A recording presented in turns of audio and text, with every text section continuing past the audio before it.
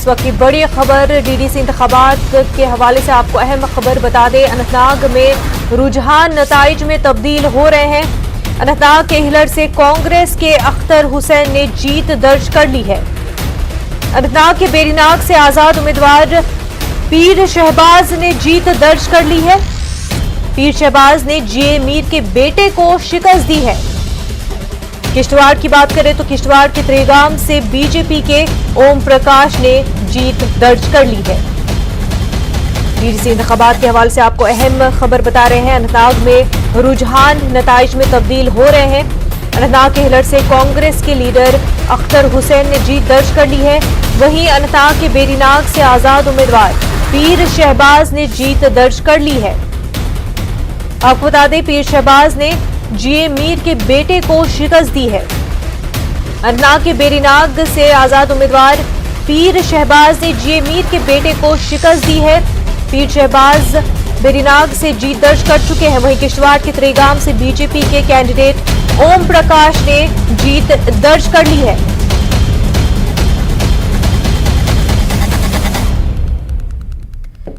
अनंतनाग में डीडीसी इंतखाबात के हवाले से आपको अहम खबर बता रहे हैं। अनंतनाग के हिलर से कांग्रेस के कैंडिडेट अख्तर हुसैन ने जीत दर्ज कर ली है। वहीं पर अनंतनाग के बेरीनाग की अगर हम बात करें तो आजाद उम्मीदवार पीर शहबाज ने जीत दर्ज कर ली है।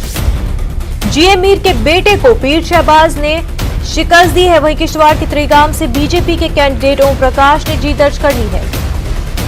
लगातार आपको डीडीसी इंतखाबात के हवाले से अपडेट बता रहे हैं। ट्रेंड्स जो है वो बदलते जा रहे हैं और रुझानात जो है अब जीत में दर्ज हो रहे हैं।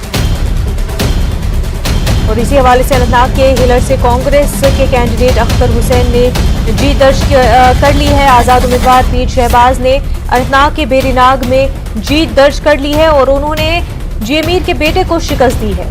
त्रिगाम की बात करें तो बीजेपी कैंडिडेट ओम प्रकाश ने जीत दर्ज कर ली है।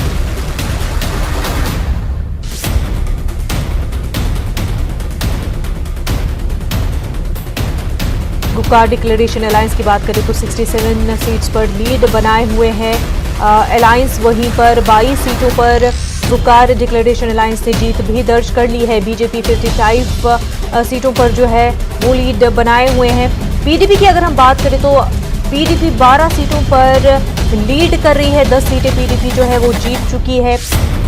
कांग्रेस की बात करें तो सबसे खराब अगर हम बड़ी पार्टियों में माने तो कांग्रेस पार्टी की जो परफॉर्मेंस है वो काफ़ी ख़राब हो इस वजह से भी कि जम्मू में कांग्रेस का होल्ड काफ़ी स्ट्रांग रहा है। बावजूद उसके कांग्रेस जो है उसकी परफॉर्मेंस काफ़ी ख़राब रही है।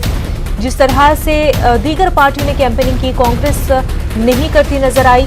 और इस बीच जो है खबर आपको इस वक्त बता रहे हैं अनंतनाग के हवाले से। अनंतनाग में रुझान जो है वो नताइज में तब्दील हो रहे हैं। अनंतनाग के हिलर से कांग्रेस के कैंडिडेट अख्तर हुसैन ने जीत दर्ज कर ली है। बेरीनाग की बात करें तो आजाद उम्मीदवार पीर शहबाज ने जीत दर्ज कर ली है। पीर शहबाज ने जीए मीर के बेटे को शिकस्त दी है। इंडिपेंडेंट कैंडिडेट्स यहां पर काफी अच्छी कारकर्दगी करते हुए दिखाई दे रहे हैं।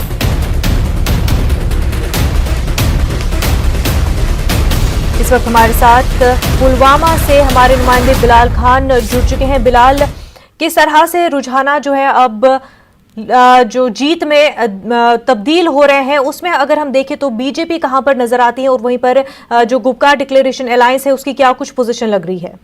देखिए, पुलवामा में अगर देखा जाएगा ये पीडीपी का अहम गढ़ माना जाता था। तो यहाँ से अगर गुपकार अलायंस ने खासी अच्छी जीत हासिल की, लेकिन यहाँ से भी आज बीजेपी ने अपना खाता खोला है। ये एक बड़ी कामयाबी तस्वुर की जाती है बीजेपी के लिए। और यहाँ पर इस हसास एरिया में बीजेपी ने जो काकपोरा बी की जो कॉन्स्टिट्यूंसी है वहां से जो बीजेपी की कैंडिडेट है उसने कामयाबी हासिल की है। तो कहीं ना यहाँ देखा जाए तो बीजेपी के लिए काफी अच्छी कामयाबी ये मानी जाती है, वो भी पुलवामा से जो कि मिलिटेंसी से काफी मुतासिर रहा है। तो यहाँ पर बीजेपी की जीत आज हुई है। एक सीट बीजेपी ने जीत ली है। तो एनसी ने भी अपना खाता यहाँ से आज खोला है और पीडीपी ने भी गुपकार अलायंस में है वो, तो उन्होंने भी अपना खाता यहाँ से खोला है। जी बिल्कुल। ये बताया बिलाल कि बीजेपी की जीत वो भी पुलवामा से, इसको किस तरह से समझे, क्योंकि बीजेपी ने जिस तरह से दावे किए थे कि वो जीत दर्ज करेंगे और उनकी जीत का माने ये होगा कि जम्मू कश्मीर के जो लोग हैं उन्होंने बीजेपी को अपनाया है, उनके जो एजेंडा था चाहे 370 हटाने का हो या दीगर जो एजेंडा हो वो लोगों ने कबूल किया। क्या इस तरह से देखा जाए?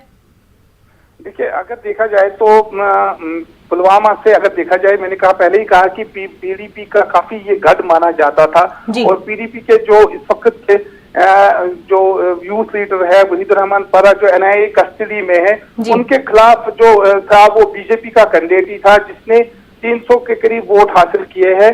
तो वोट शेयरिंग अगर देखा जाए कि बीजेपी को भी खासी अच्छी वोट शेयरिंग यहाँ से भी मिली है और वो भी पुलवामा से जो काफी हसास रहा है और पीडीपी का काफी मरकज रहा है यहाँ पर पुलवामा में। असेंबली सेगमेंट्स में यहाँ से सभी 6 की 6 सीटें जो है वो पीडीपी की 4 सीटें हैं वो पीडीपी के खाते में चली जाती है। तो यहाँ पर आज वोट शेयरिंग अगर देखा जाए तो कहीं ना कहीं दो जगह पर दूसरी पोजीशन पर बीजेपी के उम्मीदवार खड़े हैं और एक सीट पर बीजेपी ने कामयाबी हासिल की। बिल्कुल बिलाल, और जिस तरह से पीडीपी का गढ़ रहा है पुलवामा और वहां पर पीडीपी को वोट जो मिलने चाहिए थे जिस तरह से हमने पिछले असेंबली इलेक्शंस में देखा, और क्योंकि वहीदुर रहमान परा को भी कस्टडी में लिया गया था, ऐसे में ये सारी चीजें जो है पीडीपी के हक में क्यों नहीं हो पाई?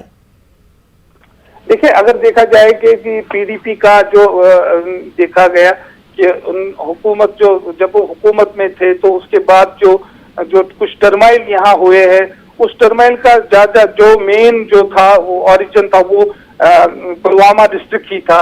तो उसमें काफी मतलब असर भी रहा, उसका भी कुछ असर देखने को मिला आज।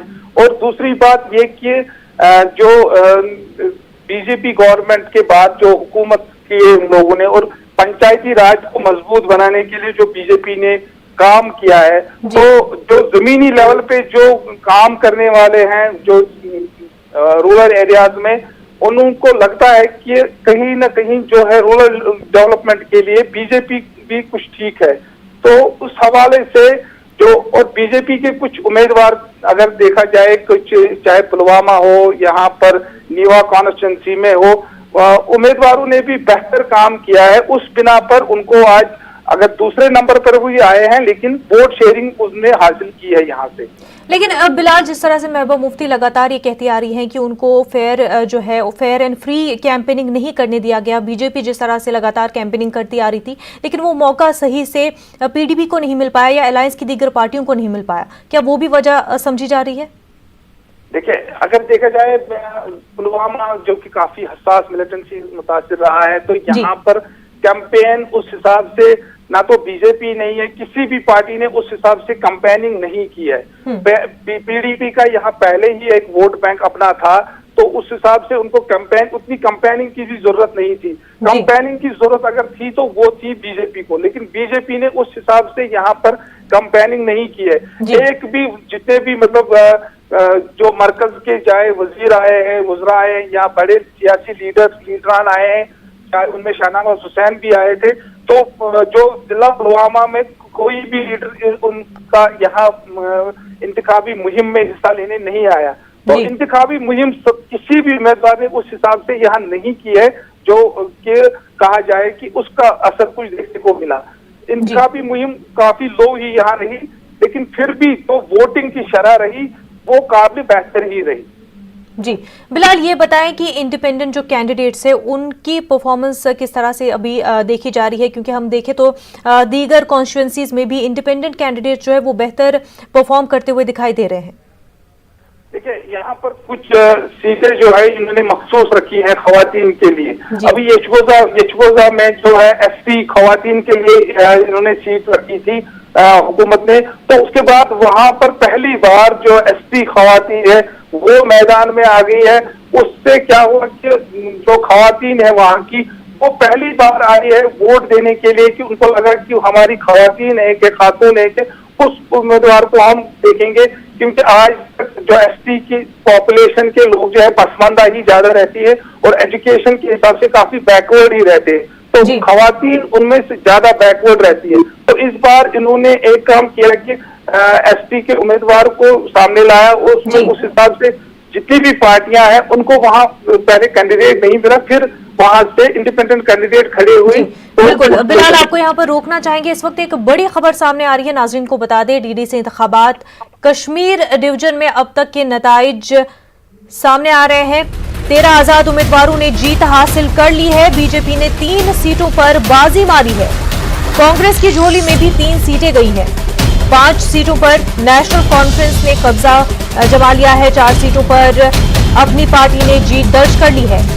सीपीएम की बात करें तो सीपीएम को 2 सीटें मिली है। डीडीसी इंतखाबात के हवाले से आपको अहम खबर बता रहे हैं। कश्मीर डिवीजन में अब तक के नताइज कुछ इस तरह से हैं। 13 आजाद उम्मीदवारों ने जीत हासिल कर ली है। रुझाना जो है वो धीरे धीरे अब जीत में दर्ज हो रहे हैं। तो कश्मीर डिवीजन की बात करें, 13 आजाद उम्मीदवारों ने जीत हासिल कर ली है। बीजेपी ने 3 सीटों पर बाजी मार ली है। कांग्रेस की झोली में भी 3 सीटें आई हैं। वहीं नेशनल कॉन्फ्रेंस के खाते में 5 सीटें, अपनी पार्टी के खाते में 4 सीटें और सीपीएम ने 2 सीटों पर जीत दर्ज कर ली है। डीडीसी इंतखाबात के हवाले से काफी अहम खबर आपको बता रहे हैं। कश्मीर डिवीजन में अब तक के नताइज का अपडेट आपको बता दें। 13 आजाद उम्मीदवारों ने जीत हासिल कर ली है। बीजेपी ने 3 सीटों पर जीत दर्ज कर ली है। कांग्रेस की झोली में भी 3 सीटें गई हैं। वहीं नेशनल कॉन्फ्रेंस के खाते में 5 सीटें और जम्मू कश्मीर अपनी पार्टी की अगर हम बात करें तो 4 सीटें जम्मू कश्मीर अपनी पार्टी को हासिल हुई हैं। वहीं सीपीएम को 2 सीटें मिली हैं।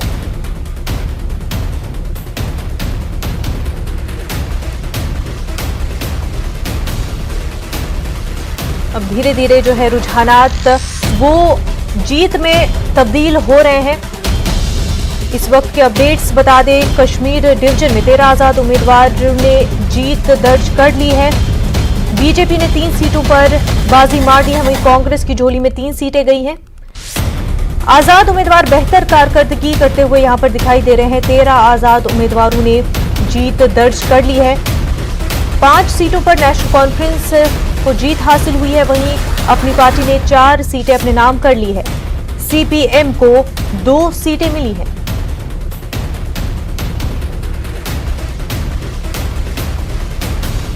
एक और बड़ी खबर आपको बता दें, डीडीसी इंतखाबात के हवाले से जम्मू डिवीजन में अब तक के नताइज क्या कुछ है। बीजेपी के खाते में 3 सीटें गई हैं। वहीं एनसी को 2 सीटों पर जीत मिली है। अपनी पार्टी की बात करें तो अपनी पार्टी और आजाद उम्मीदवार यानी कि अपनी पार्टी को 1 सीट हासिल हुई है। वहीं आजाद उम्मीदवार भी 1 सीट पर कामयाबी हासिल कर चुके हैं। जम्मू डिवीजन के हवाले से आपको अब तक के नताइज बता रहे हैं। बीजेपी के खाते में 3 सीटें गई हैं। वहीं एनसी के खाते में 2 सीटें, अपनी पार्टी को 1 सीट पर जीत दर्ज हुई है। एक आजाद उम्मीदवार ने भी जम्मू डिवीजन में जीत दर्ज कर ली है।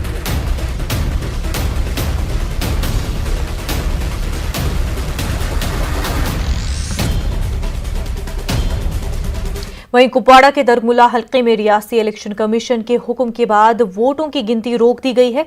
वोटों की गिनती रोकने पर लोगों ने एहतजाज किया। वाज़ेह है कि मुजफ्फराबाद की सदफ नामी खातून इस हल्के से इंतखाबी मैदान में है।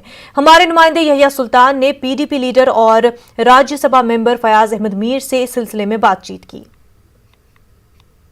स्टेट इलेक्शन कमीशन की तरफ से जारी करदा एक हुक्मनामे के मुताबिक आज द्रुगबुला कंस्टिट्यूंसी के लिए जो है काउंटिंग का सिलसिला रोक दिया गया है और उनसे कहा गया कि जवाबित के तहत फिलहाल इस तमाम काउंटिंग को रोक दिया जाएगा। और जो लेकिन लोगों ने यहाँ पर एहतजाज किया है। जो द्रुगबुला कंस्टिट्यूंसी जो उम्मीदवार ताल्लुक रखते हैं, जो सवेरे से ही काउंटिंग का इंतजार कर रहे थे, इसके सर पे ताज होगा उसके लिए वो वेट कर रहे थे। लेकिन अब बाज़ाब्ता तौर जो है स्टेट इलेक्शन कमीशन की तरफ से जो ऑर्डर नामा आ चुका है, जिसमें यह साफ किया गया है कि जो मुजफ्फराबाद की जो लेडी थी उसने कहीं हद तक कुछ कागजात जो है वो नहीं भरे हैं, जिसकी बिना पर जो है आज उससे रोक दिया गया काउंटिंग के लिए। और पूरे लोगों ने आज यहाँ पर इस मामले को लेकर जो एहतजाज किया है। लेकिन हमारे साथ इस वक्त राज्यसभा मेंबर फयाज अहमद मीर साहब हैं। हम उनसे जानने की कोशिश करेंगे क्योंकि यहाँ पर कैंडिडेट जो थे वो पीएचडी के थे, वो भी इस वक्त एहतजाज कर रहे हैं। हम उनसे जानने की कोशिश करेंगे जो हुक्मनामा आया, आप इसके बारे में क्या कहेंगे? क्या इस पर सवाल भी उठ रहे हैं कि स्टेट इलेक्शन कमीशन को पहले ही पता था कि यहाँ पर कंपेनिंग भी हो रही है पाकिस्तान की जो लेडी थी जो यहाँ पर उम्मीदवार थी, लेकिन उसके बरक्स भी जो है आज इस तरह का हुक्मनामा आया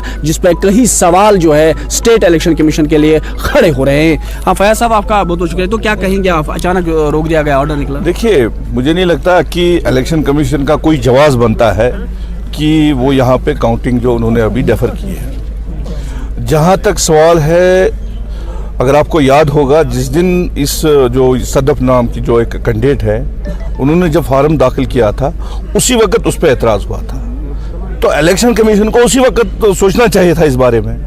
अगर हम देखेंगे इससे पहले भी जो वहाँ की कुछ लड़कियां हैं उन्होंने सरपंच का इलेक्शन लड़ा है, हमारे कुमरियाल में एक सरपंच है, तो मुझे समझ नहीं आता है इसका क्या जवाब बनता है। या तो इनको उसी वक्त रोकना चाहिए, अब अगर इनको कोई दिक्कत भी है उसके वोट जो है वो साइड में काउंटिंग करे, बाद में उसका फैसला, लेकिन काउंटिंग रोकने का कौन सा क्या इनका जवाब बनता है। तो ये जो आज इन्होंने, मैंने डीसी साहब से भी बात की, कोशिश मैंने की थी कि इलेक्शन कमीशन जो के शर्मा साहब है उनसे भी बात करनी, अब उनका फ़ोन किसी और के हाथ में था तो उन्होंने मेरे साथ बात की। उसके बाद अभी भी मैंने कोशिश की थी कि इसका, ये कहते हैं कि 1-2 दिन के बाद हम काउंटिंग करेंगे, लेकिन इलेक्शन कमीशन को मुझे याद है डीसी ऑफिस के सामने बहुत सारी लेडीज़ और भी वहाँ पे उन्होंने एहतजाज किया था इस पर कि अगर आप इसको इलेक्शन लड़ने देते हो तो हमें क्यों नहीं। तो इलेक्शन कमीशन को उस वक्त सोचना चाहिए था, तो उन्होंने इलेक्शन तो लड़ने दिया। तो मुझे इस वक्त जो लग रहा है इसमें कुछ अलग हमें दिख रहा है। ऐसा नहीं है कि मतलब आप देख रहे हो कि हमारे जितने भी, चाहे हर एक पार्टी के कैंडिडेट, ये सिर्फ पीएचडी का कैंडिडेट नहीं है, इंडिपेंडेंट कैंडिडेट भी इस वक्त ये कह रहा है कि भाई ये क्या हो रहा है। तो आप चाहते हैं कि कुछ मतलब सवाल उठ रहे हैं? हम ये चाहते हैं कि इसकी काउंटिंग अभी शुरू हो जाए आज ही रात को, इसको रोकने का कोई जवाब ही नहीं बनता है। अगर ऐसा नहीं होगा तो हम इसके लिए एहतजाज करेंगे। तो नाज़रीन, लगातार